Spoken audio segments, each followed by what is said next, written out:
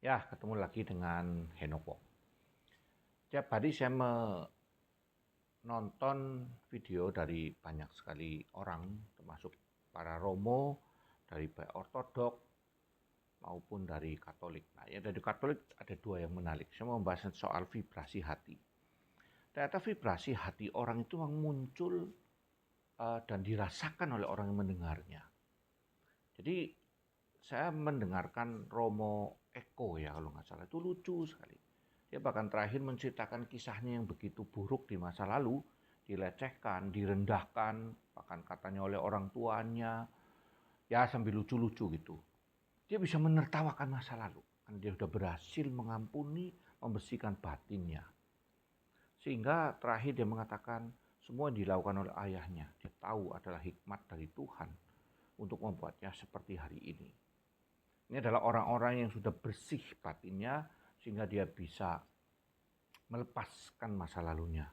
Sehingga mendengarkan enak, dia menjadi favorit gitu ya, salah satu Romo favorit di Indonesia itu.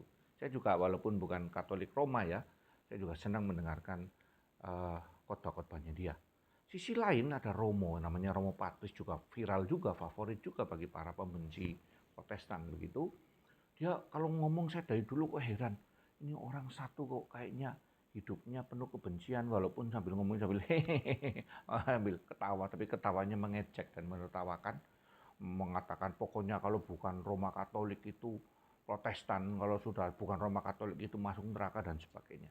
Saya dalam hati ini orang Katolik kok kayaknya nggak begini gitu. Ternyata saya baru tahu. 2-3 hari lalu saya dapat video bahwa dia ngomong, coba itu mana orang Protestan yang meminta maaf. Paus sudah minta maaf atas kejahatan masa lalunya. Mana orang Protestan minta maaf atau tidak? Itu kasus Servetus, kasus biarawati diperkosa di negara Protestan, dan sebagainya. Oh, saya baru sadar, oh rupanya dia memendam kepahitan yang begitu hebat. Maka saya berpikir, oke lah, saya sadar ini memang dia butuh maaf ya untuk mengampuni, melupakan, sehingga batinnya menjadi bisa lebih legowo gitu menghadapi kehidupan di masa mendatang, tidak terus digayuti dengan emosi negatif, membuat vibrasinya begitu buruk di masa lalu bahkan sudah berabad-abad yang lalu. Maka saya dengan kesadaran penuh, saya Heno Kwok atau Heno Suroso minta maaf kepada Romo Patris atas kesalahan yang sudah dilakukan oleh para pemerkosa yang juga saya tidak tahu itu di negara mana, sehingga para biarawati itu katanya diperkosa. Juga minta maaf untuk Servetus yang tidak berhasil diselamatkan oleh Calvin sehingga dia dihukum mati, dan saya tidak berdaya apapun untuk mencegahnya.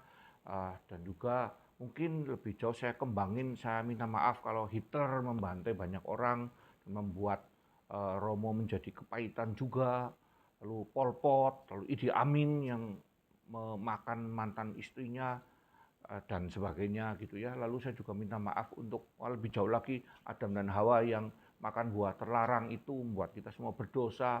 Minta maaf untuk Musa yang membunuh orang Mesir, untuk Daud yang membunuh Uria dan mencuri istrinya dan sebagainya.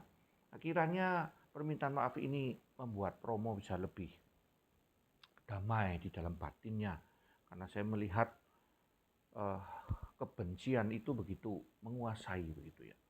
Jadi saya minta maaf untuk semua kesalahan di masa lalu yang tidak pernah saya lakukan itu, tetapi saya tidak mampu mencegahnya. Saya sebagai orang Protestan merasa sangat menyesal. Sekali lagi, saya berjanji untuk tidak melakukan apa yang tidak pernah saya lakukan itu. Itu saja dari saya. Semoga Romo hatinya damai. Salve.